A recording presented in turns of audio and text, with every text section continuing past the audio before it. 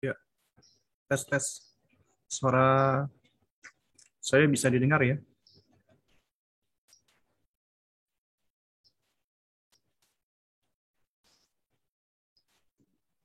Tes 1 2 3.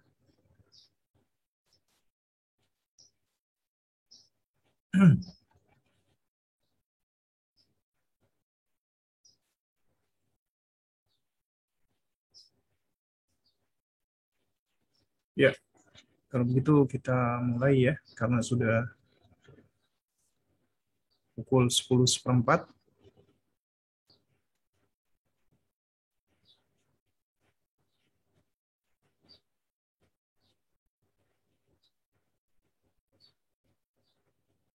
Nah,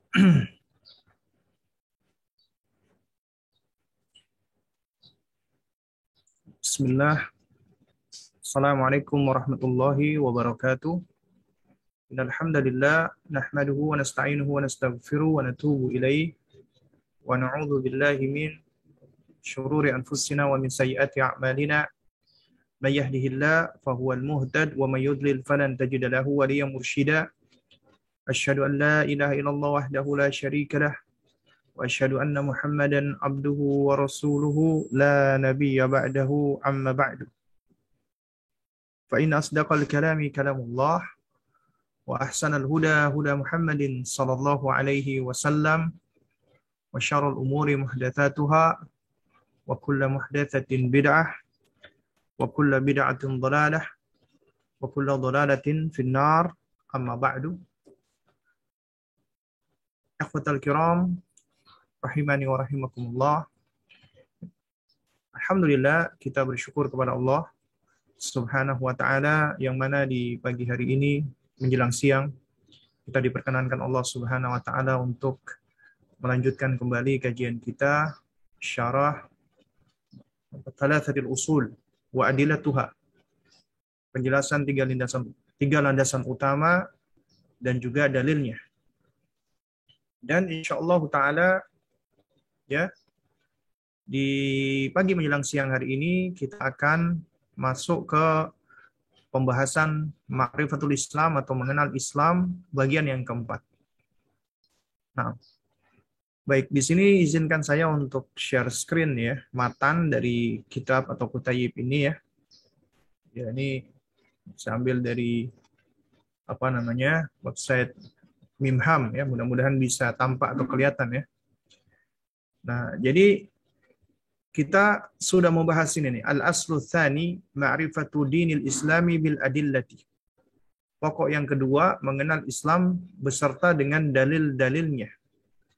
Karena ketika kita bicara tentang agama Islam, agama yang sesuai dan selaras dengan fitrah kita, bahkan fitrah kita itu adalah berdiri di atasnya, maka nggak bisa kita berbicara tanpa ilmu, tanpa dalil, hanya dengan taklid atau ikut-ikutan saja, atau mengambil ajaran dari nenek moyang kita yang disandarkan kepada Islam padahal bukan Islam. Karena Islam itu adalah tidak lepas dari Al-Quran dan Sunnah. Wahyu dari Allah yang Allah turunkan kepada Nabi kita yang mulia Muhammad bin Abdullah alaihi salatu wassalam. Wahyu dari Allah itu adalah kalam Allah Al-Quran, termasuk wahyu dari Allah adalah ketika Allah menjadikan Nabi kita yang mulia alaihi salatu wassalam sebagai pengemban wahyu tersebut. Dan Allah jadikan wa ma yantiqu anil hawa in huwa illa wahyu yuha. Tidaklah beliau berkata dari hawa nafsunya, melainkan itu wahyu yang Allah wahyukan kepada beliau. Karena kita tahu Al-Quran pun juga ya disampaikan dengan lisan beliau. Karenanya Nabi SAW ketika berbicara, itu tidak keluar dari 3. Pertama, Al-Quran. Dan Al-Quran ini adalah kalamullah yang Allah Subhanahu wa ta'ala berbicara sesuai dengan kesempurnaan ya Allah Subhanahu wa ta'ala yang berbeda dengan makhluknya, kemudian didengarkan oleh Jibril alaihissalam, dan bicaranya Allah sesuai dengan hakikatnya ya, bisauti wal huruf wal ahruf, dengan suara dan huruf yang tentunya sesuai dengan kemuliaan dan keistimewaan Allah berbeda dengan makhluknya, didengarkan oleh Jibril alaihissalam, kemudian disampaikan Jibril kepada baginda Nabi yang mulia alaihi salatu wassalam, Muhammad bin Abdullah sallallahu alaihi wa ala alihi wasallam. Lalu kemudian Nabi kita menyampaikannya. Dan Al-Qur'anul Karim sampai kepada kita itu dengan jalan yang mutawatir, ya. Al-manqul ilaina bitawatur. Yang ternukilkan kepada kita secara mutawatir. Artinya yang meriwayatkan Al-Qur'an ini adalah begitu banyaknya orang, ya ratusan, bahkan ribuan, sehingga nggak mungkin keliru, nggak mungkin salah, nggak mungkin ribuan orang itu sepakat berdusta, dan nggak mungkin ribuan orang itu keliru lupa. Artinya Al-Quran itu pasti benar dan itu terjaga. Hingga saat ini apa yang dibaca 14 abad yang lalu sama dengan yang kita baca saat ini. Allah jaga. Allah jaga qiraahnya, makanya dikatakan Al-Quran itu artinya al-makru yang dibaca. Allah jaga bacaannya sehingga tidak mungkin mengalami kekeliruan dan kesalahan. Kemudian Allah jaga kitabah tulisannya. Makanya disebut dengan Al-Kitab, Kitabullah. Artinya Al-Maktub yang tertulis. Allah baca, Allah jaga maksud saya, ya tulisannya. Huruf-hurufnya apabila ada yang berusaha merubah-rubah ketahuan. Karena Allah yang menjaganya. Itulah Al-Quran. Lalu kemudian Nabi SAW menerangkan tentang Al-Quran. Dengan ucapannya, dengan perbuatannya, dengan persetujuannya, dan juga bahkan itu termanifestasikan di dalam perilaku dan penampilan beliau. Makanya tidak berlebihan apabila Ibunda Aisyah radhiyallahu taala anha itu sampai-sampai mengatakan ya wa kana khuluquhul Quran. Beliau akhlaknya adalah Al-Quran. Beliau adalah manifestasi daripada Al-Quran. Ya. Nah, karena itu Allah sendiri juga memuji Nabi kita yang mulia alaihi salatu wassalam. Wa innaka la'ala khuluqin azim. Sesungguhnya engkau wahai Muhammad berada di atas perangai yang agung. Ya. Itu adalah Nabi kita yang mulia alaihi salatu wassalam. Sehingga ucapan beliau, perkataan beliau, persetujuan beliau, perbuatan beliau, itu semua adalah termasuk wahyu. Itulah yang disebut dengan hadis nabawi. Jadi perkataan beliau setelah Al-Quran adalah hadis nabawi. Kemudian yang ketiga, ketika Nabi menyampaikan, ya inilah yang disampaikan oleh Tuhanku, Rabbku, atau inilah yang Allah Subhanahu wa taala firmankan, tapi itu Nabi bawakan secara makna, maka itu adalah hadis qudsi. Ya, hadis qudsi, tidak termasuk dari Al-Qur'an. Ya. Jadi yang Nabi sampaikan itu 3. Al-Qur'an, hadis qudsi, dan hadis nabawi. Ya, hadis qudsi adalah ucapan Nabi yang membawakan firman Allah, ya. Tapi itu tidak termasuk bagian dari Al-Qur'an. Karena Nabi menyampaikan secara makna. Adapun Al-Quran, Nabi sampaikan secara lafaz dan makna dari Allah. Ya. Nah, oleh karena itu makanya agama kita dibangun di atas dasar dalil. Dalilnya tidak lepas dari kalamullah dan qaulun Nabi SAW. Makanya mengenal Islam harus dengan adil. Dengan adillah maksud saya, dengan dalil-dalilnya. Dan kita juga sudah mempelajari Islam itu adalah al-istislamu lillahi bitauhidi wal inqiyadu lahu bi ta'ati wal bara'atu wal khulusu minasyirki wa ahlihi. Ya. Islam adalah kita berserah diri, berpasrah diri kepada Allah dengan cara mentauhidkannya, dan kita tunduk patuh kepadanya dengan menaatinya, dan kita berlepas diri, ya, dan membersihkan diri dari kesyirikan dan pelakunya. Itulah Islam. Jadi di sini ada 3 hal yang disebutkan oleh Syekh, al-istislam, artinya kita submit, tunduk, patuh, menyerahkan diri kita kepada Allah dengan cara kita mentauhidkannya, karena Allah lah satu-satunya yang berhak untuk diibadahi. Ya. Dan hanya kepada Allah lah kita memohon, meminta, menyembah, ya, dan seterusnya. Ya. Lalu kemudian kita tunduk patuh, menaati apa yang Allah perintahkan dan menjauhi apa yang Allah larang. Itu dengan al-inqiyadu lahu bi ta'ati. Kita merendahkan diri kita, menundukkan diri kita kepada Allah dengan menaatinya, dan kita harus berlepas diri dari kesyirikan dan para pelaku kesyirikan. Nah, wa huwa thalathu maratib. Dan Islam itu ada 3 tingkatan.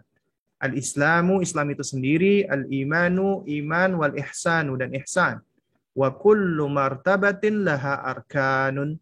Dan setiap martabat dari ketiga hal ini, ya Islam, iman, ihsan, itu memiliki rukun. Artinya Islam punya rukun, iman punya rukun, ihsan punya rukun. Nah, di kesempatan yang lalu kita sudah mempelajari ya fa'arkanu al-islami khamsatun. Arkan atau rukun Islam ada 5. Ya, ada 5 rukun Islam. Ya, wa dalilu minas sunnati hadithu Ibni Umar radhiyallahu anhu qala Rasulullah sallallahu alaihi wasallam. Dalilnya dari sunnah, hadisnya Ibnu Umar, Abdullah bin Umar yang berkata, Nabi sallallahu alaihi wasallam bersabda, "Buniyal Islamu ala khamsin." Ya. Buniyal Islamu ala khamsin. Islam itu didirikan ya atau dibangun di atas 5 hal. Apa itu? Syahadati alla ilaha illallah. Persaksian tidak ada sesembahan yang hak kecuali Allah, wa anna Muhammadan Rasulullah, dan Muhammad adalah utusan Allah, wa iqamis salah, menegakkan salat, wa itaiz zakat, menunaikan zakat, wa shaumi Ramadan, berpuasa di bulan Ramadan, wa hajjil baiti, dan berhaji di rumah Allah atau di Baitullah. Nah, lalu kemudian ya Syekh menyebutkan wa dalilu qauluhu ta'ala. Dalilnya adalah firman Allah Subhanahu wa taala ya tentang Islam. Innad dina indallahil Islam. Sesungguhnya agama, maksudnya di sini agama yang benar adalah agama yang hak indallah, di sisi Allah adalah al-Islam, adalah agama Islam. Sesungguhnya agama yang benar di sisi Allah hanya Islam, tidak ada yang lainnya. Ya. Wa qaulu ta'ala, dan juga firman-Nya Allah Subhanahu wa taala, wa may yabtaghi ghairal islami dinan falan yuqbala minhu wa huwa fil akhirati minal khasirin. Ya, wa may yabtaghi ghairal Islam, siapa yang mencari selain agama Islam, dinan sebagai agama, falan yuqbala minhu, tidak akan ya sekalipun diterima darinya agama tersebut, keyakinannya enggak akan diterima. Wa huwa fil akhirati minal khasirin, dan dia di akhirat termasuk orang-orang yang merugi. Rugi. Kenapa? Karena dia tidak akan mendapatkan apa-apa, bahkan akan mendapatkan siksa dari Allah Subhanahu wa taala lantasan pilihannya memilih selain agama Islam. Nah, baru kemudian kita berbicara tentang arkanul Islam, rukun Islam. Yang pertama syahadat. Apa dalilnya? Wa dalilu syahadati qauluhu ta'ala. Nah, ini menunjukkan ya tentang konsistensi ya manhaj atau metodenya penulis, yaitu Syekhul Islam Muhammad bin Abdul Wahhab. Ketika beliau mengatakan ma'rifatul Islam, ma'rifatul dinil Islami bil adillah, mengenal agama Islam dengan dalil-dalilnya, enggak akan lepas dari penjelasan beliau, selalu disertai dengan dalil. Ya, ucapan sedikit dalil, ucapan sedikit dalil, dalil dan dalil. Ini adalah ilmiah, ya. Ilmiah adalah ketika seseorang dia berbicara tidak lepas dari dalil dan hujjah. Dan dalil yang paling kuat adalah dalil naqli yang tentunya dipadukan dengan dalil akli sehingga istidlal atau cara penggunaan dalilnya itu tepat sesuai dengan yang dikehendaki atau yang diinginkan ya oleh Rasulullah sallallahu alaihi wa ala alihi wasallam. Ya, wa dalilu asyhadati qauluhu ta'ala. Dalilnya syahadat adalah firman Allah Subhanahu wa taala. Ya, yaitu Allah Subhanahu wa taala berfirman, syahidallahu annahu la ilaha illa huwa wal malaikatu wa ulul ilmi qa'iman bil qisti la ilaha illa hu al azizul hakim. Ya. Nah, kalau kita perhatikan ya, Allah Subhanahu wa taala itu ya syahidah ya. Jadi jika kita perhatikan ya dari hal ini ya, dari syahadat la ilaha illallah ya,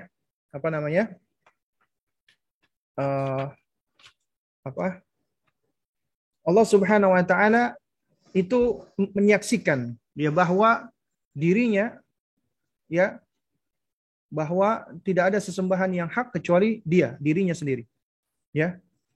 Kemudian ya wal malaikatu wa ulul ilmi qa'iman bil qisti. Ya, malaikat dan orang-orang yang berilmu menegakkan keadilan, ya. Dan juga mereka mengucapkan la ilaha illa huwa. Tidak ada sesembahan yang hak kecuali dia, Al-Azizul Hakim, yang Maha Perkasa lagi Maha Bijaksana. Nah, Wa ma'naha, makna dari kalimat la ilaha illallah ini adalah la ma'budu bihaqqin illallah. Ya, tidak ada sesembahan yang hak kecuali Allah. Itu maknanya. Jadi ini juga sudah kita bahas di dalam bab sebelumnya, yaitu tentang ma'rifatul Rabb atau ma'rifatullah. Nah, kata la ilaha nafiyan jami'a ma yu'bad min dunih. Kata la ilaha, ya, tidak ada sesembahan, itu berarti menafikan, meniadakan, menolak jami'a ma yu'bad min dunillah. Semua yang disembah selain Allah. Artinya semua yang disembah selain Allah itu kita nafikan, kita tolak, kita tiadakan, kita ingkari. Itu dari kata la ilaha. Ini sebagai kalimat nafyu. Ya, kalimat nafyu. Lalu kemudian kalimat ilallah ini adalah kalimat isbat, kecuali Allah.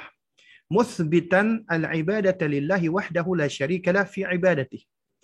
Yaitu muthbitan, isbat, menetapkan ibadah hanya untuk Allah, hanya milik Allah, wahdahu semata, la syarikalah, ya, fi ibadatih. Ya, la syarikalahu, tidak ada yang sepadan, tidak ada sekutu baginya fi ibadatihi, di dalam peribadatan kepadanya. Kama annahu la syarikala fi mulkihi, sebagaimana tidak ada sekutu baginya di dalam, ya, kepemilikan dan kerajaannya. Artinya semua yang ada di alam semesta ini adalah, ya, di bawah kekuasaan Allah dan milik Allah Subhanahu wa taala. Ya. Nah, kemudian beliau membawakan, ya, tafsir, wa tafsiruha alladhi yuwaddihuha qauluhu ta'ala. Ya. Ya. Baik. Jadi penafsirannya, ya, tafsiran dari syahadat ini, yaitu la ma'budu bihaqqin illallah, itu, ya, yuwaddihuha, ya, Allah Subhanahu wa taala lebih menerangkannya lagi, ya. Ya, Allah tegaskan kembali, ya. Yaitu itu lebih dijelaskan lagi oleh firman Allah Subhanahu wa taala, ya. Artinya Allah Azza wa Jalla lebih menerangkan lagi di dalam firman-Nya, wa idz qala Ibrahimu li abihi wa qaumihi innani bara'um mimma ta'budun. Ya, wa idz qala Ibrahim, dan ingatlah ketika Ibrahim berkata, li abihi, kepada ayahnya Azar, wa qaumihi, dan kepada kaumnya, innani bara'um mimma ta'budun, sesungguhnya aku ini berlepas diri dari apa yang kalian sembah, apa yang kalian jadikan sebagai sesembahan-sesembahan dari patung-patung tersebut, aku berlepas diri darinya. Illalladzi fatarani, kecuali Allah Subhanahu wa taala, ya, yang yang menjadikan aku atau menciptakan aku, ya. Illalladzi fatarani, kecuali Allah Subhanahu wa taala yang menjadikan atau menciptakan aku. Kata fatara, kalau kita perhatikan, itu memiliki akar kata yang sama dengan kata fitrah. Ya, karena kata fitrah itu, ya, akar katanya dari kata fatarah. Di antara makna fatarah itu artinya adalah sama dengan khalaqa, menciptakan. Nah, jadi kalau kita perhatikan di sini, kita tahu nih, bapaknya para nabi, ulul azmi, termasuk kakek buyutnya Nabi kita yang mulia Muhammad bin Abdullah alaihissalam, dari keturunan, ya, Ismail alaihissalam, yaitu Nabiullah Ibrahim, yang mana sampai-sampai Nabi SAW pun mengajarkan kepada kita salawat yang paling mulia adalah salawat Ibrahimiyah. Dan beliau berada di atas millah yang lurus, millah yang hanif, ya, karena Nabi Ibrahim alaihissalam adalah Nabi yang istimewa. Beliaulah yang disebut dengan Khalilullah, kekasih Allah. Dan beliau adalah imamnya para nabi yang hanif, yang lurus, yang tidak pernah menyekutukan Allah Subhanahu wa taala. Dan beliau adalah, sebagaimana kata para ulama, ya, dan juga dijelaskan oleh Syekh Ibnu Utsaimin rahimahullah, nabi yang mulia setelah Rasulullah adalah Nabi Ibrahim alaihissalam. Ya. Nabi yang paling mulia setelah Nabiullah kita, Nabi Muhammad sallallahu alaihi wasallam, adalah Nabi Ibrahim. Di antara dalilnya adalah salawat Ibrahimiyah. Nabi yang mulia alaihissalam mengajarkan salawat kepada kita. Nabi tidak bersalawat menyebutkan nama nabi-nabi yang lain. kecuali nama bapak beliau, nama kakek beliau, buyut beliau. Nabi Ibrahim alaihissalam. Allahumma salli ala Muhammad wa ala ali Muhammad kama sallaita ala Ibrahim wa ala ali Ibrahim wa barik ala Muhammad wa ala ali Muhammad kama barakta ala Ibrahim wa ala ali Ibrahim innaka Hamidum Majid.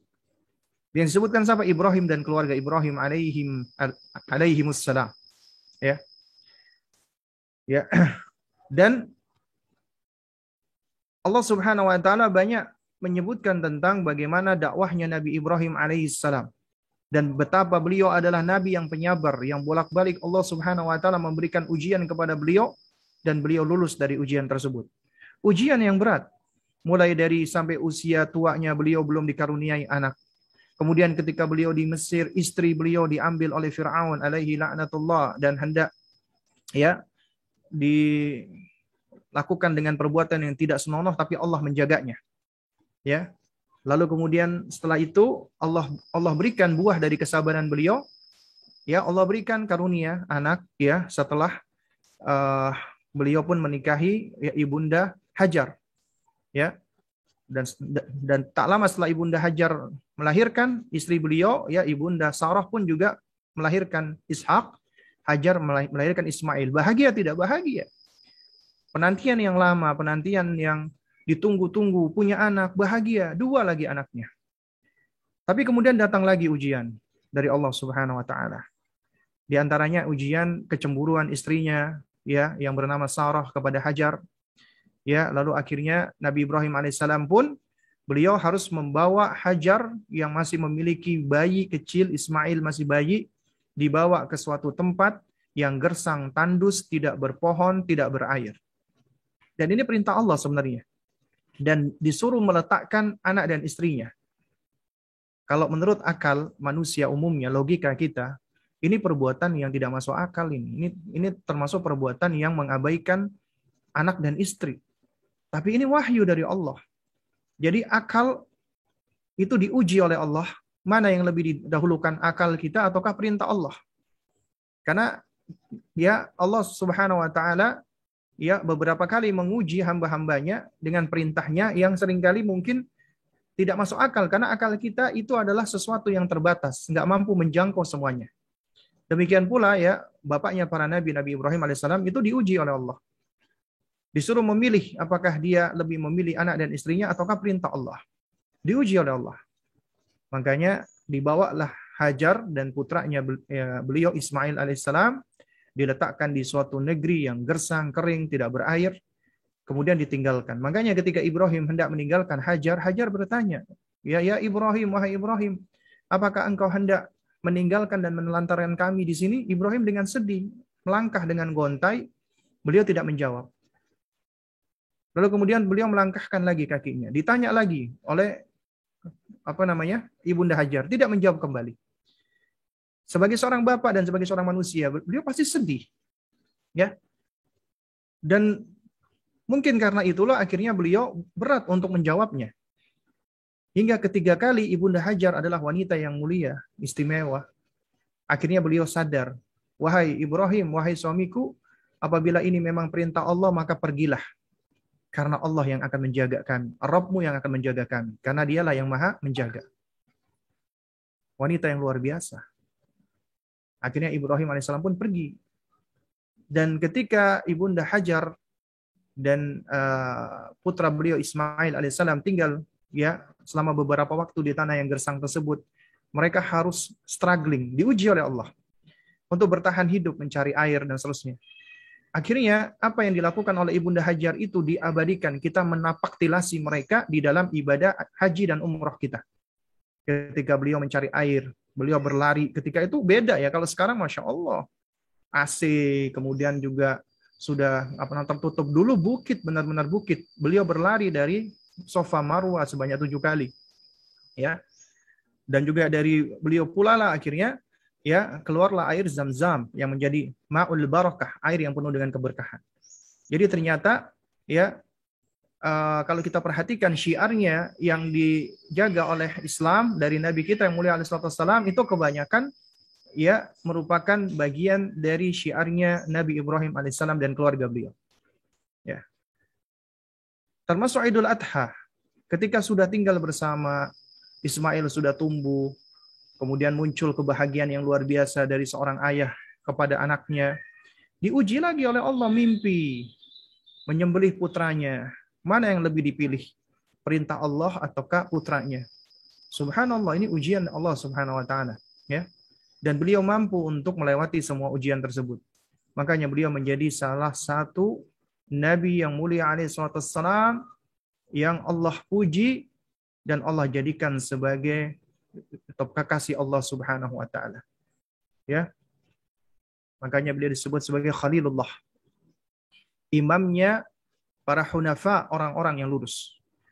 Karenanya Nabi Ibrahim alaihissalam di sini, ya, ketika beliau mengingkari perbuatan ayahnya dan kaumnya, beliau mengatakan innani bara'um mimma ta'budun. Sesungguhnya, ya, aku ini bara', berlepas diri dari apa yang kalian sembah.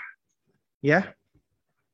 Bara', berlepas diri dari apa yang kalian sembah, yang kalian ibadahi. Ya.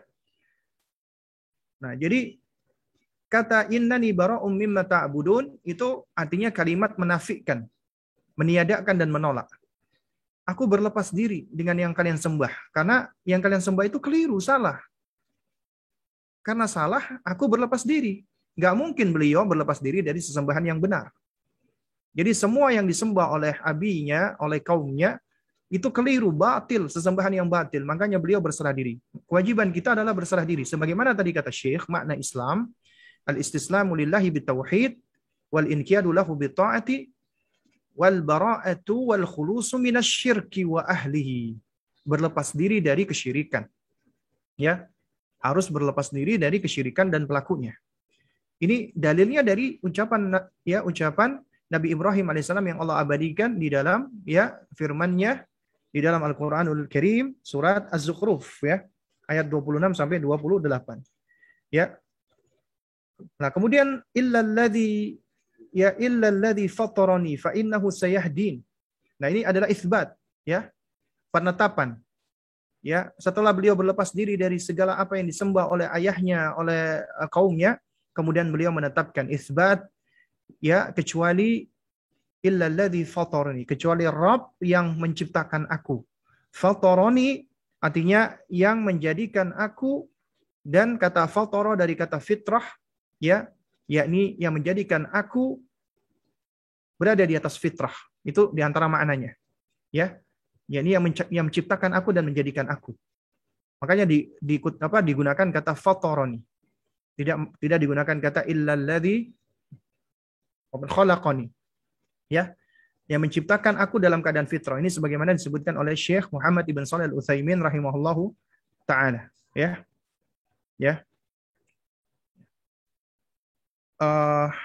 Lalu kemudian fa innahu sayahdin, fa innahu sayahdin.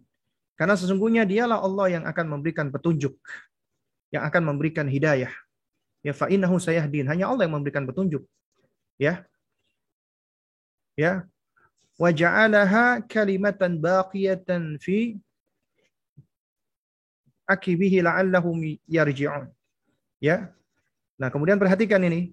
Wa ja'alaha kalimatan baqiyatan, dan Ibrahim alaihissalam menjadikan kalimat itu, kalimat tauhid ini, kalimat yang kekal, yang langgeng. Fi akibihi, yaitu bagi anak keturunannya. La'allahum yarji'un, agar mereka kembali kepada kalimat tauhid tersebut, agar mereka kembali kepada kalimat tauhid tersebut, Jadi ini menunjukkan apa? Menunjukkan bahwa betapa Nabi Ibrahim alaihissalam itu begitu memperhatikan tentang tauhid, beliau menjaganya, dan beliau berupaya agar anak keturunannya itu berada di atasnya, berada di atas tauhid ini. Dan beliau jadikan kalimat tauhid ini sebagai kalimat yang langgeng dan kekal, beliau pelihara dan beliau jaga agar senantiasa selalu juga terpelihara di dalam keturunannya. Nah, sampai firman-Nya Allah Subhanahu wa taala, yaitu surat Al-Imran, wa qauluhu ta'ala, dan firman-Nya Allah Subhanahu wa taala, qul ya ahlal kitabi ta'alu ila kalimatin sawa'in bainana wa bainakum alla na'budu illa Allah wa la nusyrika bihi syai'an wa la yattakhidha ba'duna ba'dan arbaban min dunillah fa in tawallaw faqulu ishhadu bi anna muslimun. Ini dalil yang kuat sekali ya jemaah sekalian. Ya. Kul, katakanlah wahai Muhammad, ya. Ini adalah khitabnya kepada Rasulullah sallallahu alaihi wasallam. Ya, kalau tadi adalah kepada Allah membawakan ucapan Nabi Ibrahim, sekarang Allah perintahkan kepada Nabi kita Muhammad bin Abdullah alaihi salatu wassalam. Ya. Kul, katakanlah wahai Muhammad kepada ahlul kitab, ya ahlul kitab, wahai ahli kitab, ya, ta'alau, marilah, ya. Kemarilah kalian, ya. Ila kalimatin sawain. Marilah, ya, kemarilah kalian kepada kalimat yang sama. Ya, yaitu kepada suatu ucapan yang sama, bainana wa bainakum, di antara kalian. Artinya sebenarnya ahlul kitab itu secara asal mereka memiliki pondasi kalimat yang sama yang meskipun sudah terdistorsi, ini diajak kembali. Ya, marilah kalian, ya, berpeganglah dan ikutilah kalimat yang sama antara kami dengan kalian. Apa itu? Alla na'budu illallah. Yaitu agar kita tidaklah beribadah kecuali hanya kepada Allah semata. Wala nusyrika bihi syai'a, dan kita tidak menyekutukan Allah dengan sesuatu apapun. Wala yattakhidha ba'duna ba'dan arbaban min dunillah. Ya, dan tidak pula hendaknya kita jadikan sebagian dari kita itu adanya arbaba min dunillah, yaitu sesembahan-sesembahan, rob-rob selain Allah Subhanahu wa taala. Fa in tawallaw faqulu ishhadu bi annal muslimun. Jika mereka berpaling, jika mereka tidak mau mendengarkan ucapan kamu, jika mereka malah intinya mereka berpaling, maka katakanlah kepada mereka, ucapkanlah kepada mereka faqulu ishhadu bi anna muslimun. Ya, saksikanlah, ya, sesungguhnya kami adalah orang-orang muslim. Kami adalah orang-orang yang berserah diri. Ya. Surat Ali Imran ayat 64, ya. Jadi jamaah sekalian yang dimuliakan Allah Subhanahu wa taala, ini merupakan dalil yang kuat sekali, ya, yang menunjukkan tentang makna dari la ilaha illallah, la ma'budu bihaqqin illallah, ya. Lalu kemudian penulis berkata, wa dalilu syahadati anna Muhammadan Rasulullah. Dalilnya syahadat Muhammad Rasulullah, qauluhu ta'ala, firman Allah Subhanahu wa taala, laqad ja'akum rasulun min anfusikum azizun alaihi ma'anittun, ya, harisun alaikum bil mu'minina raufur rahim. Ya. Yaitu surat At-Taubah ayat 128, ya. Dalilnya syahadat Muhammad Rasulullah adalah firman Allah dalam surat At-Taubah ayat 128, laqad ja'akum rasulun min anfusikum. Sungguh telah datang kepada kalian seorang rasul dari diri kalian sendiri. Ya, dari kaum kalian sendiri. Artinya nabi ini adalah dari jenis manusia dan dari kaum kalian sendiri, ya. Yaitu min anfusikum, ya. Di sini maknanya adalah dari golongan atau kaum kalian sendiri yang ada di antara kalian, ya. Di antara yang menguatkan makna ini adalah surat Al-Jumu'ah ayat 2. Allah Subhanahu wa taala berfirman, "Walladzi ba'atsa fil ummiyina rasulan minhum." Nah, rasulan minhum. Dialah Allah yang mengutus kepada kaum yang buta huruf, tidak bisa membaca menulis, seorang rasul, ya, yaitu minhum, ya, yaitu dari kalangan mereka. Yatlu alaihim ayatih, ya, yang membacakan kepada mereka ayat-ayat Allah. Wa yuzakkihim wa yu'allimuhumul kitaba wal hikmah, yang mensucikan mereka dan mengajarkan mereka Alkitab dan Al-Hikmah, yaitu sunnah. Wa in kanu min qabli lafi dhalalim mubin. Padahal sesungguhnya mereka sebelumnya benar-benar dalam keadaan, ya, kesesatan yang nyata. Ya. Kemudian Allah Subhanahu wa taala menjelaskan ini bagaimana karakternya nabi ini, ya. Azizun alaihi ma'anittum. Ya, itu terasa berat apa yang kalian rasakan olehnya, ya. Nah, ini sepertinya ada yang kelupaan matikan mic, ya. Baik. Jadi azizun alaihin, ya, ma'anittum. Sebentar, saya mematikan untuk unmute, ya. Baik. Ya. Dan berat rasanya oleh beliau, yaitu penderitaan kalian, ya. Dan kemudian harisun alaikum bil mu'minina raufur rahim. Ya. Dan amatlah dia berbelas kasih lagi penyayang kepada orang-orang beriman, kepada orang-orang mukmin, ya. Ini adalah sifatnya Nabi yang mulia alaihi salatu wassalam, ya. Yaitu apa? Yaitu beliau sangat memiliki sifat empati.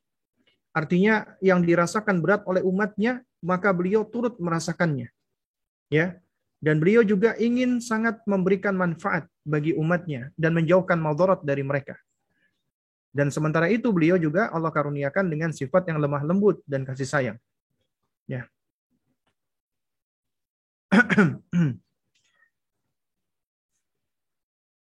Nah, kemudian wa makna syahadati anna Muhammadan Rasulullah.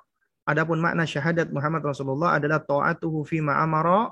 Nah, ini yang pertama, menaati segala apa yang beliau perintahkan, wa tasdiquhu fi ma akhbara, membenarkan segala apa yang beliau beritakan, sampaikan, wajtinabu ma anhu naha wa zajara, menjauhi semua apa yang beliau larang dan beliau cegah, wa an la yu'bada Allahu illa bima syara'ah.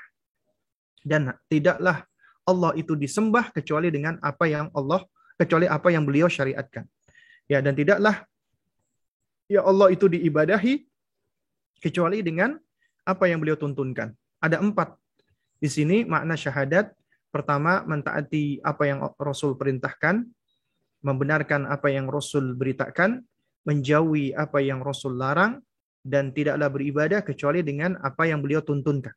Nah, ini bahasan kita yang sudah kita lewati. Nah, kemudian kita lanjut di bahasan kita saat ini adalah as-shalah, yaitu bagian dari rukun Islam yang kedua. Ya, rukun Islam yang kedua adalah salat. Kalau kita perhatikan ya jamaah sekalian yang dimuliakan Allah, di dalam nasihat yang Allah abadikan tentang Luqman, ya nasihatnya Luqman alaihissalam kepada anaknya, kita akan dapati bahwa nasihat pertama Luqman alaihissalam kepada anaknya adalah tentang tauhid, tentang haknya Allah, dan larangan dari mencederai fitrah yang paling utama, yaitu kesyirikan. Ya bunayya la tusyrik billah inna syirka la dzulmun adzim. Wahai nak, janganlah kamu menyekutukan Allah, karena menyekutukan Allah termasuk kezaliman yang besar. Itu nasihat Luqman yang pertama. Nasihat Luqman yang kedua adalah tentang muraqabatullah dengan cara tamtsil. Adapun tentang berbakti kepada orang tua, itu nasihat Allah. Ya, itu bukan nasihat Luqman, itu nasihatnya Allah Subhanahu wa taala. Allah menyelangi nasihat Luqman dengan 2 ayat, ya. Untuk berbuat baik kepada orang tua, dan apabila orang tua mengajak kepada kesyirikan, maka jangan taati keduanya, tapi tetap pergauli keduanya di dunia dengan cara yang baik. Itu nasihat Allah. Kemudian nasihat Luqman yang kedua adalah tentang muraqabatullah dengan cara tamtsil, ya.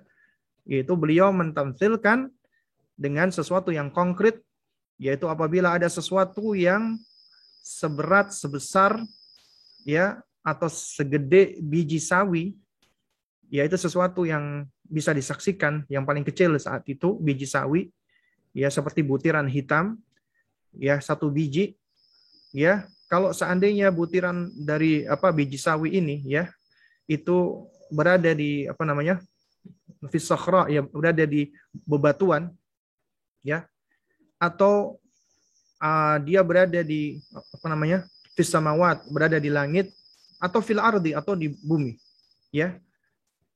Nah, tentunya kita sebagai manusia nggak akan bisa tahu, nggak akan bisa lihat. Ini sebagai bentuk pengkonkretan. Ya'ti bihallah, maka Allah akan membalasnya. Allah tahu. Jadi Luqman ingin mengajarkan kepada anaknya bahwa tidak ada satupun yang tersembunyi dari Allah. Luqman ingin mengajarkan tentang konsep muraqabatullah. Muraqabatullah ini adalah bagian dari konsep pendidikan hati. Ya. Kalau kita lihat urutannya, adalah pertama tauhid, yang kedua adalah Luqman mendidik hatinya untuk muraqabatullah. Karena dari muraqabatullah inilah akan lahir, ya, karakter-karakter yang luar biasa. Malu karena Allah, tawakal kepada Allah, pemberani, berharap kepada Allah, ya. Kemudian juga syaja'ah, dan seterusnya, ya. Nah, lalu kemudian nasihat Luqman yang ketiga adalah ya bunayya Aqimis salata. Wahai nak, tegakkan salat, dirikan salat. Nah, kalau kita perhatikan di dalam rukun Islam, yang pertama adalah syahadatain. Haknya Allah dan ada haknya Rasulullah. Syahadat. Ya. La ilaha illallah Muhammad Rasulullah. Kemudian yang kedua adalah as-salah. Nasihat untuk salat. Ya. Dan kalau kita perhatikan ya, itu di dalam kitab tafsir yang ditulis oleh Al-Imam Ibnu Ashur ya, rahimahullahu taala, ketika beliau menafsirkan tentang surat Luqman yang memerintahkan anaknya untuk salat ya,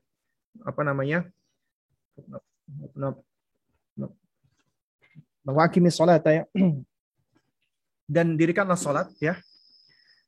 Itu beliau mengatakan bahwa Luqman alaihissalam pertama mengajarkan dulu tentang usulul i'tiqad. Ya, tentang pokok daripada akidah yaitu tauhid.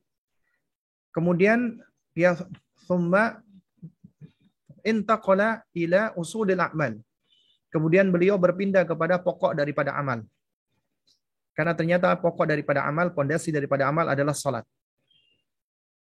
Nah, makanya kalau kita berbicara tentang salat ini adalah ya sesuatu yang sebenarnya menjadi pokok di dalam agama. Sampai-sampai Nabi mengatakan al-ahdu bainana wa bainahum as-shalah faman taraka faqad kafar. Yang membedakan antara kita dengan mereka orang-orang kafir adalah salat. Siapa yang meninggalkan salat sungguh dia telah kafir. Dan banyak riwayat yang menjelaskan bahwa yang pertama kali dihisab oleh Allah Subhanahu wa taala ketika nanti ya di hari kiamat adalah salat. Yang pertama kali dihisab ya. Karena itu siapa yang salatnya baik maka akan baik pula amalan-amalan lainnya. Ya. Lalu kemudian juga salat ini adalah perintah yang Allah berikan secara langsung kepada Rasulullah SAW ketika Nabi dimi'rajkan. Dan sejatinya salat itu adalah karunia dari Allah. Nikmat dari Allah yang besar. Karena Allah Subhanahu wa taala memberikan cara kepada hamba-hambanya yang mencintainya, yang menginginkan untuk berjumpa dengannya segera di dunia, yang merindukan dirinya, Allah berikan caranya. Apa caranya? Salat. Ya. Allah Subhanahu wa taala berikan dengan cara salat. Karena di dalam salat itulah seorang hamba dapat berbicara, berkomunikasi, bahkan curhat dengan Allah. Nah, karena itulah nasihat untuk salat itu sejatinya kebaikannya adalah untuk hamba itu sendiri. Allah ketika memerintahkan untuk salat itu sebenarnya bukan karena Allah butuh dengan salat kita. Allah tidak butuh dengan salat kita. Allah pun juga nggak butuh dengan semua amal-amal kita. Tapi kita yang butuh untuk beramal, beribadah, dan salat hanya untuk Allah. Karena itu semua kebaikannya akan kembali kepada kita, kepada hamba. Karena ketika kita salat yang kita cari adalah keridhaan dan kecintaan Allah. Karena apabila Allah ridha dan Allah cinta, maka niscaya kita akan mendapatkan kemuliaan. Kita akan mendapatkan berbagai macam kebaikan. Ya, ketika kita salat. Ya. Sementara ya kita pun juga tahu ya jemaah sekalian yang dimuliakan Allah Subhanahu wa taala. Ya. Salat ini sendiri ya adalah tiangnya agama, pilarnya agama. Ya. Yang mana apabila salat ini ditinggalkan maka akan runtuh agama tersebut, Islam. Akan runtuh ya keislaman seseorang karena dia telah meninggalkan yang menjadi tiangnya, pilarnya. Ya. Nah, karena itu di sini disebutkan wa dalilus salati waz zakati. Ya, jadi Syekh di sini menyebutkan langsung 2 poin, salat dan zakat, ya. Dan dalilnya salat dan zakat, ya, wa tafsiri tauhidi, dan juga penjelasan tentang makna tauhid, ya. Ya, atau penafsiran tentang tauhid adalah firman Allah Subhanahu wa taala, qaulu ta'ala, wa ma umiru illa liya'budullaha mukhlishina lahud-din hunafa'a wa yuqimus salata wa yu'tuz zakata wa dzalika dinul qayyimah. Ya. Itu wa ma umiru illa liya'budullaha. Ya, padahal mereka tidaklah diperintah kecuali untuk beribadah kepada Allah. Nah, kalau kita perhatikan ya, Allah seringkali menyebutkan kata dia dengan kata amara, umira, dan seterusnya. Artinya manusia nggak akan lepas dari perintah Allah dan larangan-larangan Allah. Kenapa manusia itu diperintah dan dilarang?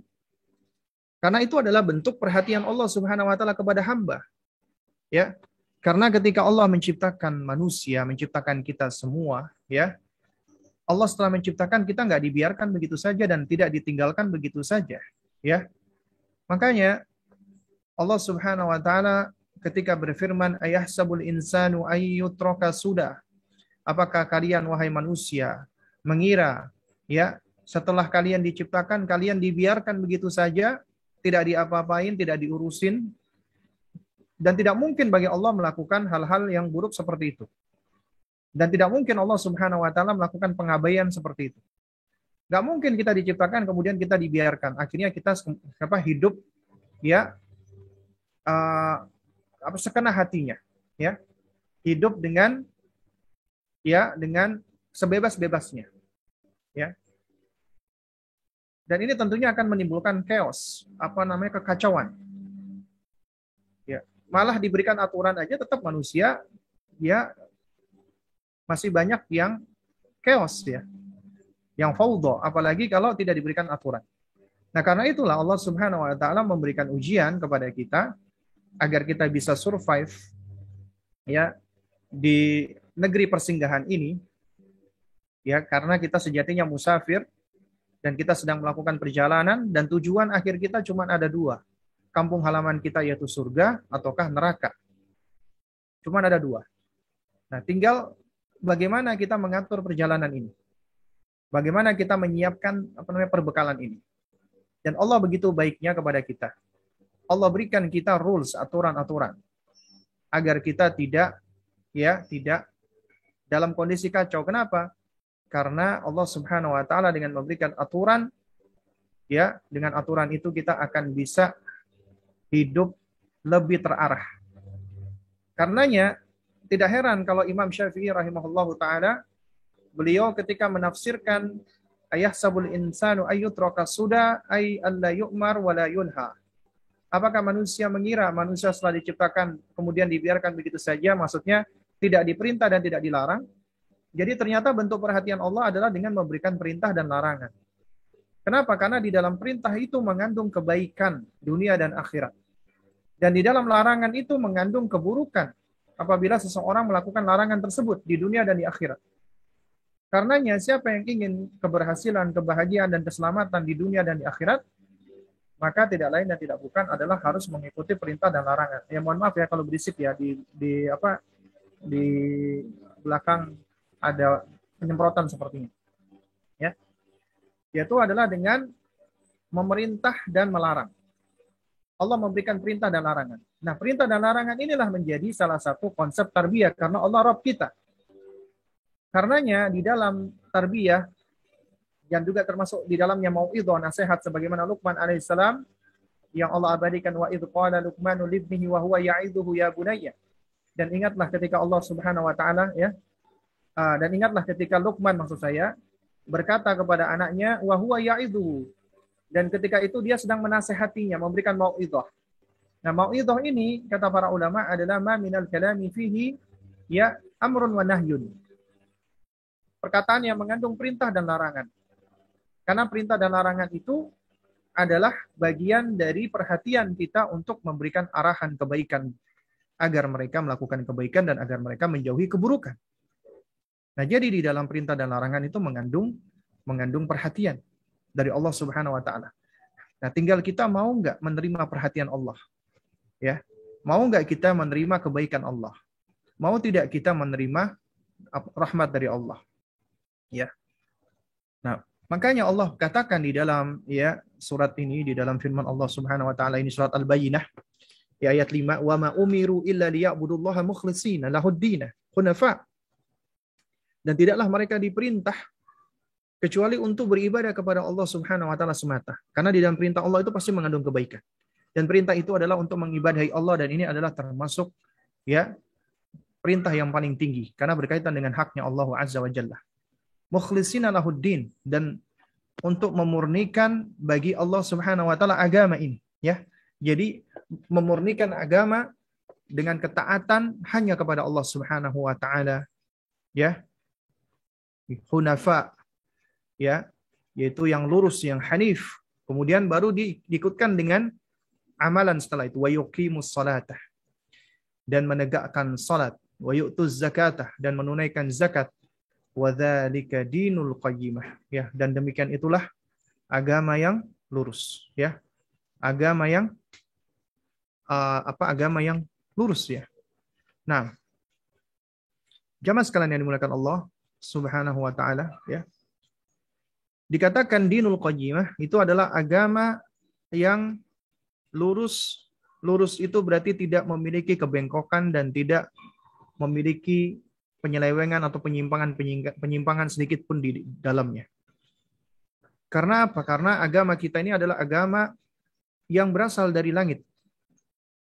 Agama samawi dari Allah Subhanahu wa taala. Dan tentunya agama dari Allah ini adalah agama yang sempurna. Agama yang tidak memiliki kebengkokan, tidak memiliki penyelewengan dan penyimpangan. Akan selaras dengan fitrah dan akan selaras dengan akal sehat. Karenanya tidak ada satupun agama di muka bumi ini yang paling logis, yang paling logik, ya, dan juga yang paling sesuai dengan fitrah yang dapat memberikan kebahagiaan, ketenangan, ketentraman, bahkan kesuksesan, kecuali agama Islam, agama kita ini, ya. Karena agama kita ini agama yang menghimpun segalanya. Segala kebaikan, kebaikan jiwa dan kebaikan fisik. Juga menghimpun kebaikan mental, kebaikan moral, kebaikan psikis, dan semua kebaikan-kebaikan yang ada. Bahkan juga kebaikan sosial. Itu semua ada di dalam agama kita. Ya. Nah, jadi jamaah sekalian dimuliakan Allah, ya. Agama kita adalah agama yang sebagaimana disebutkan, ya, yaitu Allah berfirman, ya ayyuhalladzina amanu udkhulu fis-silmi kafah. Wahai orang-orang yang beriman, masuklah kalian ke dalam agama ini kafah, ya, secara keseluruhan, ya. Artinya secara keseluruhan, tidak separuh-separuh, tidak setengah-setengah. Tidak memilah-milah sesuai dengan keinginannya dan hawa nafsunya.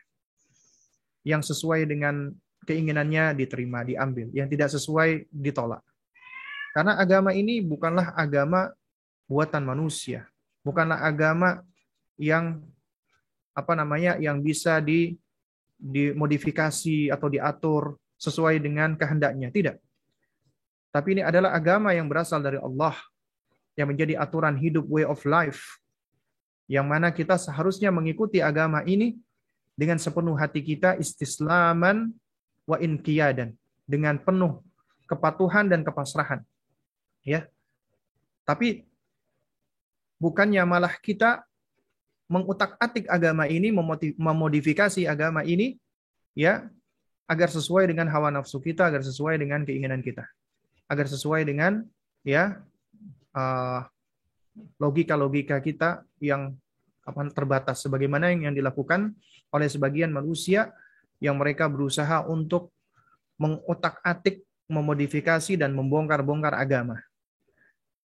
Ketika mereka merasa berhasil membongkar-bongkar agama-agama lain, seperti agama-agama ahlul kitab yang lainnya, Yahudi dan Nasrani, yang digawangi oleh orang-orang Yahudi, ya, mereka mengotak-atik, mengubah-ubah, mentahrif kalamullah, firman-firman Allah Subhanahu wa taala, dan mereka, ya, mengganti-gantinya, sehingga akhirnya hilanglah keautentikan agama tersebut. Hilanglah keaslian agama tersebut. Hilanglah originalitasan agama tersebut, ya. Jadi sudah tidak origin lagi, sudah tidak asli lagi. Kenapa? Karena sudah mereka utak-atik, sudah mereka ubah-ubah. Tapi agama kita ini agama Islam, adalah senantiasa dijaga oleh Allah Subhanahu wa taala kemurniannya. Allah Subhanahu wa taala akan memelihara agama ini. Karena Allah memelihara dalilnya kitab suci Al-Qur'anul Karim. Dan Allah juga jaga hadis Nabi SAW melalui perantaraan manusia-manusia yang Allah pilih. Yaitu mereka adalah ahlu sunnah dan ahlul hadis. Mereka akan senantiasa ada melakukan pembaharuan.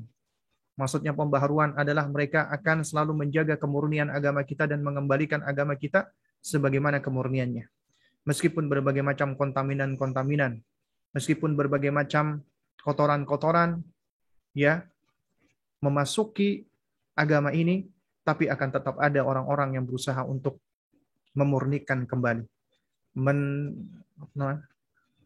purifikasi ya agar murni kembali sebagaimana datangnya yang dibawa oleh baginda Nabi yang mulia alaihi salatu wassalam.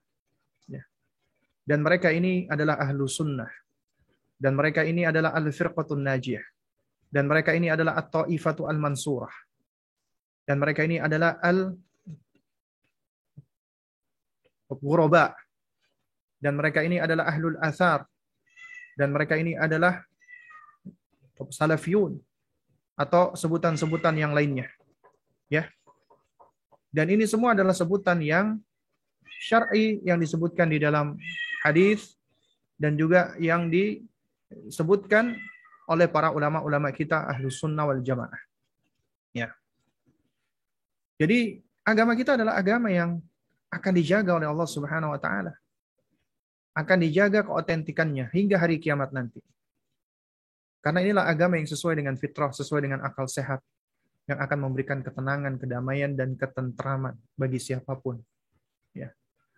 Nah, jamaah sekalian yang muliakan Allah Subhanahu Wa Taala, ya, kita lanjutkan ya, supaya nanti di pertemuan berikutnya baru kita akan masuk ke dalam bab tentang iman ya. Ini mohon maaf ya kalau dengar suara ribut ya, karena ini kucingnya anak-anak.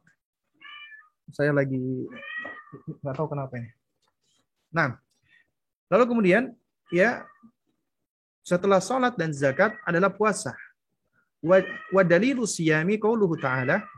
Dalilnya puasa ya, kewajiban untuk berpuasa atau tentang syariat berpuasa adalah firman Allah Subhanahu wa taala.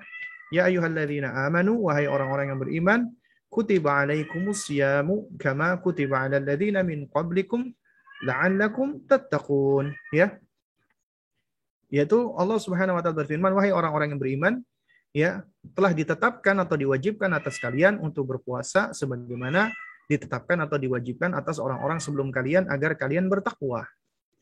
Dahulu sebelum kewajiban puasa Ramadan, ya, itu diwajibkan, ya. Maka sebelumnya yang diwajibkan adalah puasa Asyura ya. Lalu kemudian ya setelah itu turun firman Allah Subhanahu wa taala untuk untuk memerintahkan agar kaum muslimin berpuasa di bulan Ramadan selama 1 bulan penuh. Ya. Dan ini adalah syariat puasa sebagaimana salat dan zakat sudah ada di dalam syariatnya nabi-nabi dan rasul yang terdahulu. Mereka sudah memiliki syariat ini. Kalau kita perhatikan ya nasihat-nasihatnya Nabi Ismail alaihissalam ya. Sebagaimana difirmankan oleh Allah Subhanahu wa taala ketika memuji beliau, wa kana ya'muru ahlahu bis-sholati waz-zakati. Ya, beliau Ismail alaihissalam adalah sosok yang seringkali memerintahkan keluarganya untuk salat dan zakat. Jadi ada salat, ada zakat, ya. Nah, juga demikian dalam hal puasa, ya. Makanya sampai kita kenal ada namanya puasanya Nabi Daud alaihissalam. Hari ini puasa, besok tidak berpuasa, hari ini puasa, besok tidak berpuasa. Ini adalah puasa yang paling baik ya. Karena Nabi melarang puasa terus-terusan setiap hari, ya. Kecuali apabila itu memang puasa yang memang ada sebabnya, kayak puasa 6 hari Syawal atau puasa 3 hari ya di pertengahan bulan, maka kita boleh. Tapi kita puasa setiap hari terus-terusan, ya maka ini ada larangannya ya. Jadi puasa harian yang diperbolehkan adalah hanya puasa Ramadan atau puasa sunnah yang memang ada dalil atau ada tuntunannya, atau puasa qadha ya, atau nazar atau yang semisal memang ada sebab. Tapi kalau puasa sunnah tidak dilakukan setiap hari. Ya. Nah, makanya puasa mutlak yang paling baik adalah puasa apa? Puasa Daud. Sehari puasa, besok tidak. Sehari puasa, besok tidak. Ya. Nah, jadi ini memang syariat Nabi terdahulu ya. Kama kutiba 'alal ladzina min qablikum la'allakum tattaqun ya. Diwajibkan atas kalian sebagaimana orang-orang sebelum kalian agar kalian bertakwa. Jadi buah daripada puasa itu adalah bertakwa kepada Allah Subhanahu wa taala. Kemudian yang terakhir adalah wa dalilul haji qauluhu ta'ala, dalilnya haji adalah firman Allah Subhanahu wa taala ya walillahi 'alan nasi hajjul baiti man istata'a ilaihi sabila wa man kafara fa innallaha ghaniyyun 'anil 'alamin. Ya. Allah Subhanahu wa taala berfirman ya walillahi 'alan nasi hajjul baiti, dan artinya adalah ya bagi Allah lah ya wajib bagi manusia itu untuk melakukan haji ke Baitullah, ke rumah Allah Subhanahu wa taala. Tapi Allah terangkan di sini manis tato'a ilaihi sabila. Ya, yaitu dikembalikan kepada istita'ah, kepada kemampuan, yaitu manis tato'a ilaihi sabila. Bagi orang-orang yang memiliki kemampuan untuk melakukan perjalanan. Berarti ini memang butuh kemampuan ya yang lebih, yang ekstra. Kemudian waman kafara fa innallaha ghaniyyun 'anil 'alamin. Dan siapa yang kufur mengingkari kewajiban haji ini, maka sesungguhnya Allah Maha Kaya ya, tidak butuh dari apapun ya dari alam semesta ini. Ya. Ini menunjukkan bahwa kalau ada orang yang tidak mau berhaji atau bahkan dia menolak tentang haji, maka sesungguhnya dia telah kafir ya.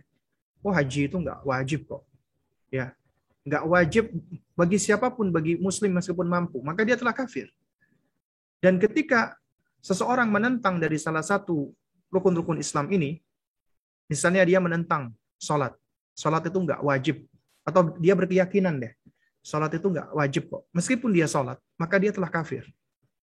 Atau dia mengatakan, ya puasa Ramadan itu tidak sholat. Tapi dia berpuasa. Dia berpuasanya supaya sehat. Maka dia telah kafir.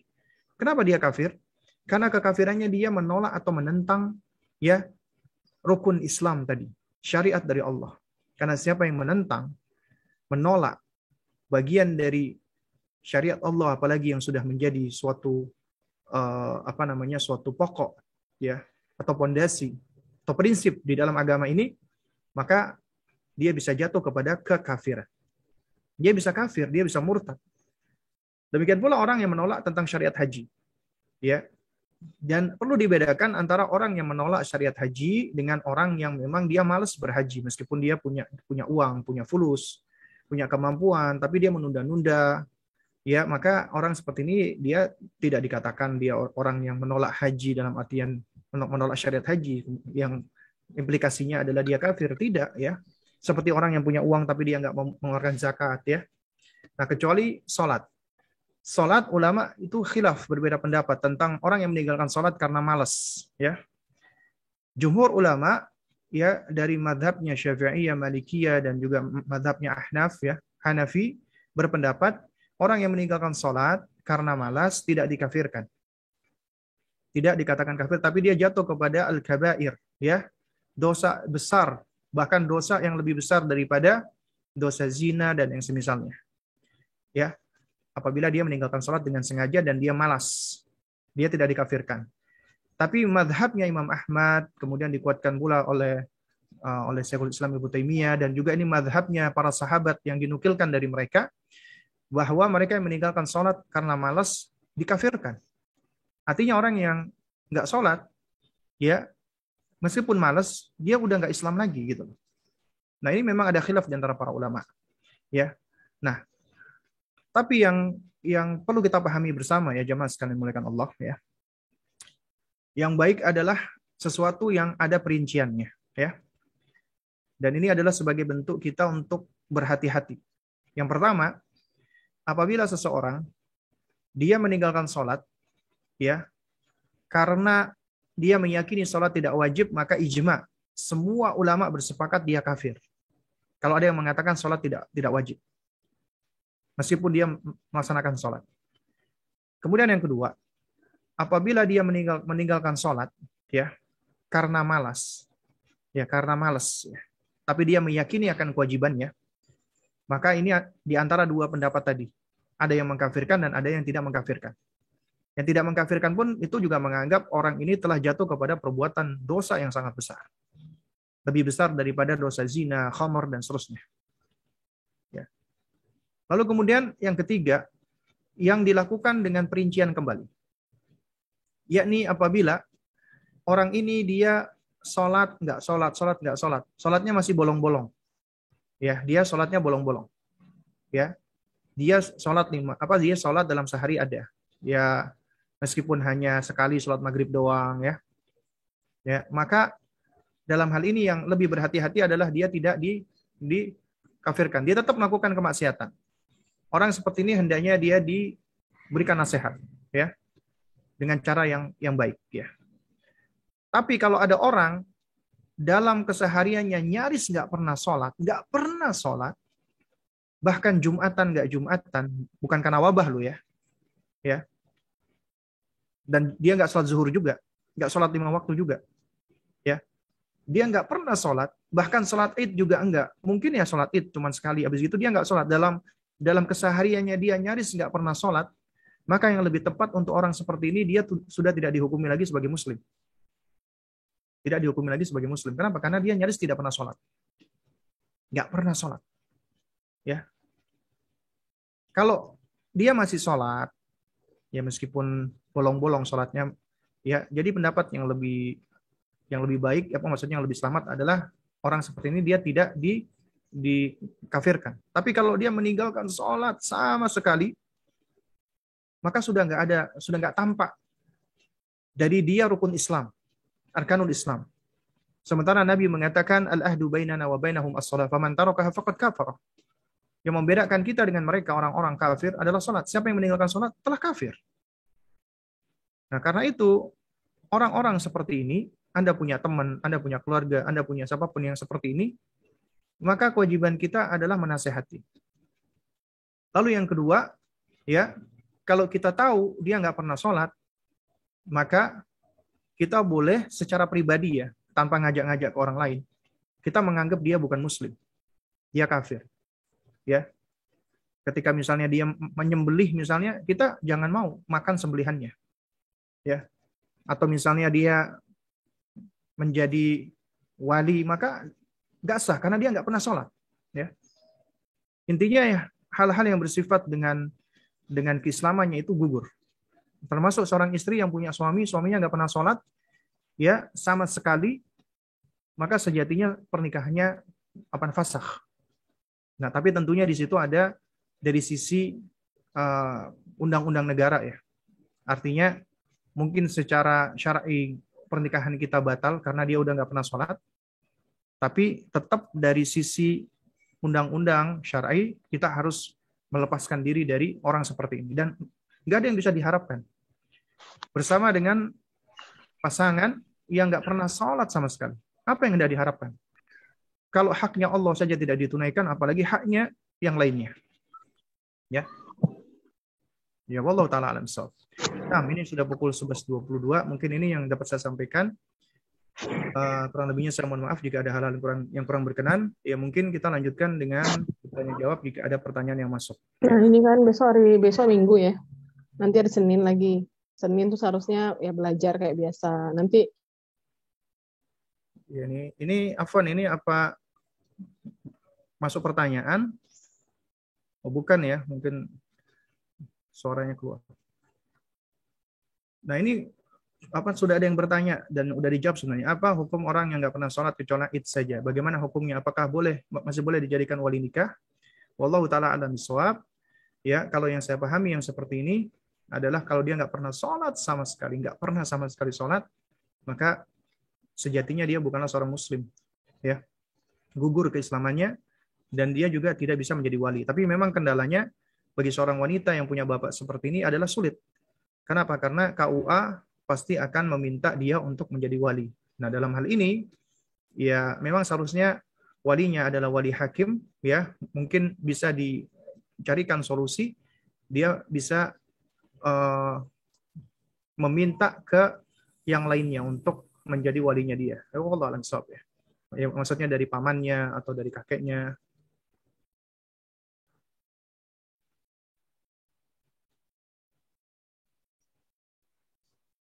Ustadz, bagaimana hukumnya tidak memberitahu kepada ibu tiri perihal bapak kandung yang menikah lagi? Kemudian istri ayah mengetahui dan marah kepada anak ayahnya dan bilang urusan ini akan dibawa sampai ke akhirat. Padahal anak tersebut sudah meminta maaf. Apakah berdosa jika anak tersebut menjaga jarak karena kalimat istri ayah yang menyakiti? Jazakumullah khairan. Nah, taib. Jadi yang pertama yang perlu kita pahami adalah ya, ketika kita mengetahui tentang suatu hal nih, kita harus pilih-pilih dulu nih ya. Kita harus pilih-pilih. Yang pertama, kita melihat ada sesuatu pada ayah kita. Nah, itu kita lihat, itu sesuatu yang aib atau bukan. Misalnya kalau itu aib, ya aib yang bersifat suatu maksiat, maka aib itu tidak kita ceritakan, tapi kita tutupi dan kita nasihati secara empat mata. Tidak boleh kita umbar atau kita sampaikan, apalagi kalau sampai nanti bisa menimbulkan mafsadat atau madarat yang lebih besar. Kalau itu aib.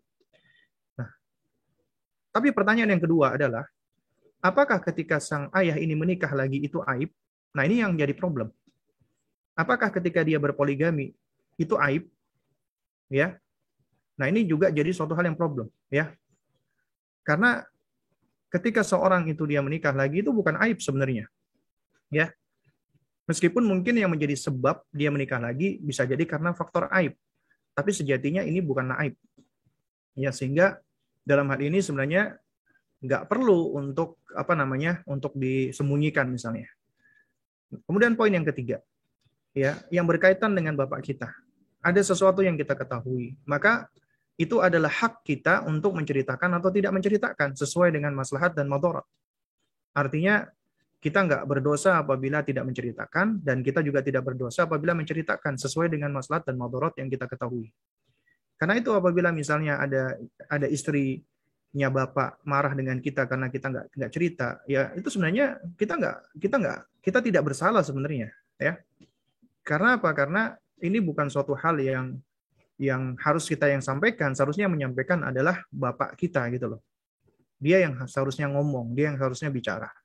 Adapun kalau dia tersinggung ataupun dia marah, ya itu ya memang suatu hal yang kita nggak bisa hindari ya, karena sebagai manusia mungkin dia kecewa dengan kita. Kenapa sih kamu kok nggak cerita sama ibu misalnya?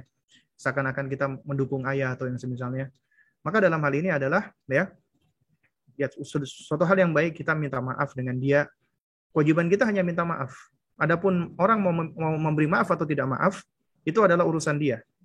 Yang penting kita sudah minta maaf dan kita tetap berbuat baik dengan dia, ya, dan kita doakan kebaikan.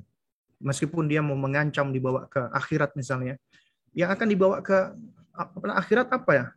Ketika seseorang sudah minta maaf kepada Allah, kemudian dia sudah meminta istihlal, meminta penghalalan dari orang tersebut, ya sudah selesai. Nah, kalau misalnya dia mau bawa ini di akhirat, aku nggak terima, aku nggak akan maafkan kamu, maka kewajiban kita udah selesai. Kita insya Allah sudah baro'ah, kita sudah terlepas. Nanti itu urusan dia dengan Allah Subhanahu Wa Taala. Allah Maha Adil, jadi kita nggak perlu khawatir dan takut, asalkan kita sudah menunaikan kewajiban kita. Wallahu a'lam bishawab. Ustaz, kan kalau seorang wanita satu ruangan dengan laki-laki, walaupun banyak, apakah ini dibolehkan? Karena saya mengalami ini. Di dalam kantor itu dibuat ruangan lagi untuk pegawai akhwat 2 orang. Tetapi setiap kami mau masuk kantor tersebut selalu melewati ikhwan. Apakah ini tidak termasuk ikhtilat? Naam. Yang dimaksud dengan ikhtilat adalah ketika ia bercampur baur antara laki-laki dan wanita dalam satu tempat yang tidak tersekat dan ada interaksi di dalamnya, ya, maka itu adalah ikhtilat, ya. Ikhtilat ini secara asal hukumnya haram, tapi ada kondisi-kondisi yang tidak terelakkan, sehingga ya tentunya dalam kondisi seperti itu, ya, kondisi yang kita mendapatkan keringanan, artinya kita tidak berdosa. Contoh misalnya, ketika kita di pasar atau ketika kita belanja di supermarket, kan di negeri kita nggak ada yang namanya supermarket dipisah laki dan perempuan. Atau misalnya kita lagi makan sekeluarga di restoran, ya tetap ada laki ada perempuan di situ. Ya itu juga sebenarnya ikhtilat, tapi ikhtilat yang tidak bisa dihindarkan, atau kita berada di tempat-tempat umum, atau kita berada di di kendaraan umum, ya, di bis misalnya. Kan nggak ada bis laki-laki perempuan. Sekarang pun juga ya alhamdulillah sudah ada gerbong untuk wanita, tapi tetap wanita boleh masuk ke gerbong-gerbong lainnya, ya. Dalam artian dikarenakan memang nggak bisa cuma ngandalin gerbong itu saja gitu loh. Ya, jadi intinya memang ada kondisi-kondisi yang kita nggak bisa menghindarkan ikhtilat. Tapi kalau kondisi yang kita sebenarnya bisa menghindarkan, ya, maka di situ jadi dosa, ya. Misalnya ada acara perkawinan lah, atau acara nongkrong-nongkrong tapi campur baur laki perempuan, bisa jadi ikhtilat, ya. Nah, lalu kemudian kalau misalnya kita berada di suatu tempat kayak di kantor, ya, lalu kemudian misalnya di situ ada pemisah, ada penyekat. Nah, setahu saya kalau memang ada pemisah penyekat, ada ruangan untuk perempuan dan ruangan untuk laki, atau misalnya memang berbeda, maka setahu saya ini tidak ikhtilat, meskipun mungkin ketika berlalu lalang lewat, ya mau nggak mau harus lewat pintunya di situ ada laki-laki misalnya, ya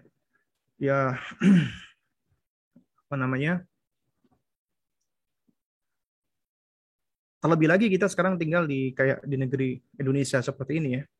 Itu yang namanya ikhtilat memang suatu hal yang sangat sulit sekali untuk bisa kita hindarkan, ya, sulit sekali. Kita mau makan di tempat umum, kita mau belanja, kita mau di kendaraan dan sebagainya, kita seringkali sulit untuk bisa menghindarkan dari yang namanya ikhtilat ini, ya. Nah, jadi intinya di situ ya harus dilihat kondisinya, hajatnya, ya, atau kebutuhannya, kemudian juga model interaksinya. Ya, wallahu a'lam.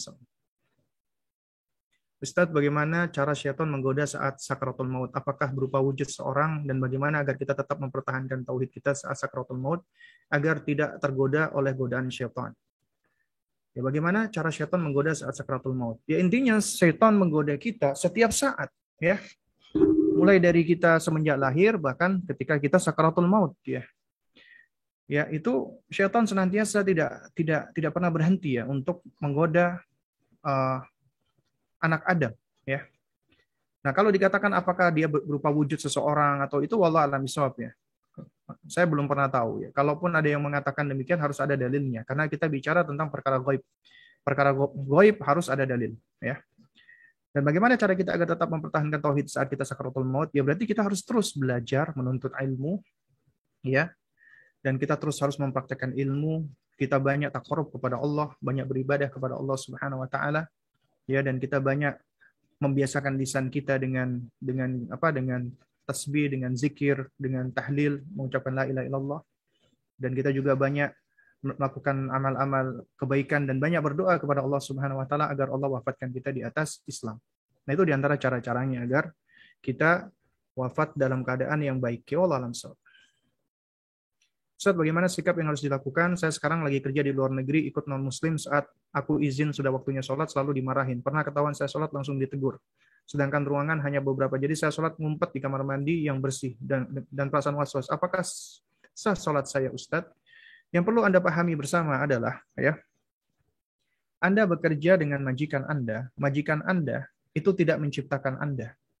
Majikan Anda tidak memegang hidup Anda, tapi Allah Subhanahu wa taala yang memberikan rizki kepada Anda, yang memegang hidup Anda, bukan majikan Anda, ya. Sehingga seseorang hendaknya harus lebih takut kepada Allah Subhanahu wa taala daripada kepada siapapun, apalagi majikannya, apalagi orang kafir. Ya, karena itu nasihat saya adalah apabila seseorang dia sulit untuk bisa menegakkan haknya dengan Allah, ya, dia hijrah, dia pindah, cari tempat lain semampunya, ya. Karena itu jelas-jelas sudah keliru besar, sudah melanggar hak asasi manusia untuk beribadah kepada Allah Subhanahu wa taala. Apa yang hendak diharapkan? Orang bekerja tentunya dia ingin mencari kebaikan dunia. Kebaikan dunia ini seringkali bisa melalaikan kita dan menjauhkan kita dari Allah. Dan orang-orang yang mencari dunia tapi dalam rangka untuk, ya, mengemban tanggung jawab dia untuk mencari nafkah, ya, insya Allah Allah akan tolong, Allah akan bantu, asalkan Allah yang selalu dijadikan sebagai yang nomor satu, ya. Jadi harus mengedepankan Allah Subhanahu wa taala. Nggak boleh kita lebih takut kepada orang lain daripada kepada Allah. Nggak boleh kita lebih mendahulukan manusia makhluk. Dia bukanlah orang yang menciptakan kita. Dia orang yang tidak memberikan kita rezeki. Dia mungkin ngasih gaji kita, tapi itu hanya sedikit daripada apa yang Allah berikan. Ya, sekiranya dia tidak memberikan kita gaji, tetap Allah akan berikan kita rezeki. Rezeki datangnya dari Allah, bukan dari dia, bukan dari orang lain, bukan dari majikan Anda. Ya. Makanya bagi mereka yang kerja di luar negeri, maka perhatikan, hati-hati.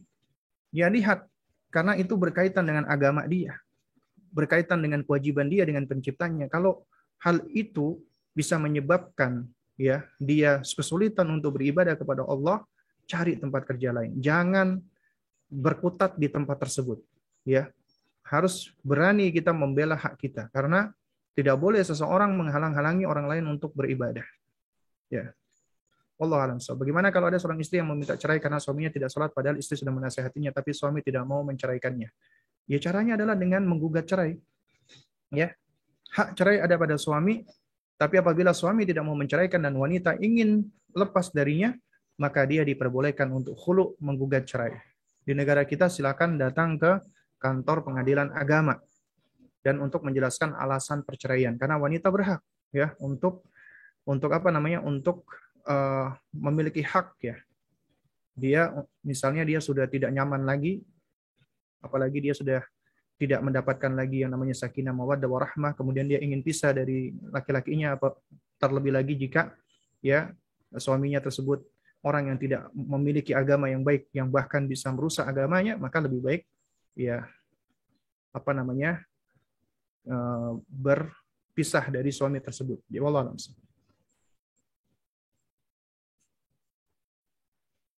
Oh, ini tentang apakah ketika saya sholat di kamar mandi yang bersih dengan perasaan was-was, apakah sah sholat saya, Ustadz?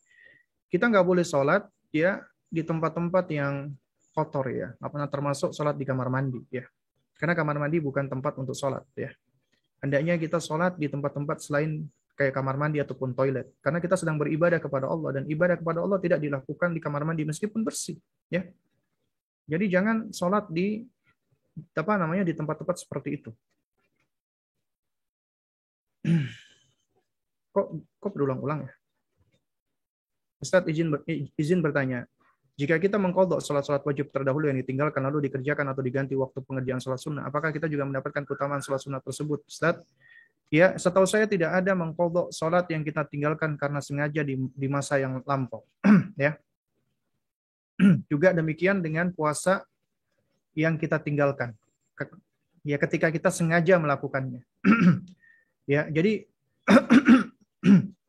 contoh misalnya Anda selama beberapa tahun Anda meninggalkan puasa karena sengaja. Karena Anda melakukan kemaksiatan. Lalu kemudian Anda mendapat hidayah dari Allah, mendapat taufik dari Allah, Anda bertobat kepada Allah, maka puasa-puasa yang Anda tinggalkan itu menurut pendapat yang kuat itu tidak perlu diqadha. Tapi cukup Anda bertobat lalu Anda memperbanyak puasa sunnah. Selesai. Ya. Itu untuk puasa. Nah, tapi kalau misalnya Anda berpuasa lalu kemudian Anda haid untuk wanita, misalnya 1 bulannya 10 hari, tapi Anda berpuasa, nah tapi Anda tidak mengqadhanya. Tidak mengqadhanya berarti Anda dosa. Dan kemudian Anda baru tahu ternyata wajib diqadha. Maka Anda wajib mengqadhanya. Misalnya Anda 5 tahun tidak mengqadha, tinggal dihitung saja 1 bulannya kita kira-kira 10 hari dikali 5 tahun berarti 50 hari. Berarti Anda harus berpuasa selama 50 hari. Boleh dicicil, boleh langsung sekaligus karena itu puasa qadha. Ya. Lalu bagaimana dengan sholat? Setahu saya, sholat yang ditinggalkan dengan sengaja tidak ada qadha, kecuali ditinggalkan dengan tidak sengaja. Misal lupa. Anda kelupaan nih, atau Anda ketiduran. Udah masuk waktu zuhur, Anda tidur sampai maghrib. Anda kehilangan waktu zuhur dan asar. Maka ketika Anda sadar, ingat harus diqadha. Atau misalnya Anda pingsan selama 3 hari. Ketika Anda siuman, ya, kemudian Anda tahu Anda sudah meninggalkan sholat selama 3 hari itu, ya, maka Anda wajib mengqadhanya. Tapi ketika Anda bermaksiat kepada Allah, Anda tidak sholat, ya, Anda tidak sholat dengan sengaja, kemudian Anda taubat, maka Anda tidak perlu untuk mengqadha salat tersebut. Yang Anda lakukan adalah istighfar dan taubat, karena taubat itu akan menghilangkan dosa. Kemudian silakan memperbanyak puasa sunnah. Salat sunnah maksud saya. Ya, niatkan salat sunnah tidak dengan salat qadha. Karena tidak ada salat qadha bagi salat wajib yang ditinggalkan dengan sengaja. Wallahu a'lam. Bagaimana seorang anak yang membiarkan orang tuanya mengerjakan ibadah sholat tidak sesuai tuntunan sunnah karena si anak beranggapan jika orang tuanya sudah mau mengerjakan sholat saja sudah alhamdulillah, ada niatan si anak untuk menasihati tapi masih ditunda sampai orang tua dirasa siap untuk menerima nasihat. Baik. Jadi yang perlu kita pahami bersama adalah menasehati orang-orang yang kita cintai itu adalah bukti dari cinta. Bukti dari cinta. Kalau Anda mengaku Anda mencintai seseorang, maka konsekuensinya adalah menasehati. Nasihat itu adalah bukti dari cinta. Nggak dibiarkan. Ya. Nggak dibiarkan begitu saja. Contoh misalnya, ada seseorang, ya, sahabat dari lama, ketika sahabatnya melakukan salah, itu konsekuensi, dia harus mengingatkan. Dan kalau misalnya dia mengatakan, ya udahlah, biarin aja lah, nanti kalau aku ingatin dia marah, nanti malah persahabatan saya rusak. Itu artinya dia tidak sayang dan tidak cinta dengan sahabatnya. Karena dibiarkan sahabatnya berada di dalam keburukan, di dalam kejelekan. Dengan alasan untuk menjaga persahabatan. Ini persahabatan yang dibangun atas dasar apa? Di atas dasar tendensi ya yang tidak jelas atau tendensi duniawi semata. Dan tidak akan langgeng persahabatan seperti ini. Tapi kalau kita memang care dengan dia, ketika dia keliru, harus diingatkan dengan cara baik. Adapun dia marah, yaitu di luar dari kapasitas kita, kewenangan kita. Yang penting kita sudah menunaikan kewajiban karena kita sayang dengan dia, cinta dengan dia. Demikian pula orang tua kita, misalnya keliru harus diingatkan dengan cara sebaik-baiknya. Ya, kalau misalnya orang tua misalnya sholatnya belum benar, ya. Nah, jadi itu dikembalikan kepada kemampuan kita di dalam menerangkan. Kalau kita mampu untuk menerangkan dengan baik, ya kita terangkan. Kalau kita misalnya belum mampu, bisa kita ajak misalnya untuk lihat video cara sholat yang benar. Kita tunjukkan buku, kita kasih buku, agar beliau mau memperbaiki sholatnya. Ya. Dan dikhawatirkan kalau kita sering menunda-nunda tentang cara sholat, apa maksudnya tentang kaifiat dari suatu ibadah, kita biarkan, ya lalu akhirnya itu menjadi suatu kebiasaan, malah sulit untuk dirubah, atau malah nanti sebelum ya orang tersebut atau orang tua kita memperbaiki, ya Allah sudah mengambil duluan. Padahal syarat sahnya ibadah itu harus selain ikhlas harus mutaba'ah, harus mengikuti tuntunan ya dari Rasulullah Shallallahu Alaihi Wasallam. Ya, nah, baik, ini karena semua pertanyaan sudah terjawab, mungkin kita cukupkan sampai di sini. Kurang lebihnya saya mohon maaf apabila ada hal-hal yang kurang berkenan. Ya. InsyaAllah ta'ala kita lanjutkan nanti di bulan depan. Kita masuk ke bahasan ya al-martabatu tsaniyah al-iman, ya. Tingkatan yang kedua yaitu tentang iman. Ya. Baik, mungkin ini yang dapat saya sampaikan di kesempatan di siang hari ini. Kurang lebihnya saya mohon maaf apabila ada hal-hal yang kurang berkenan. Wabillahi taufiq wal hidayah.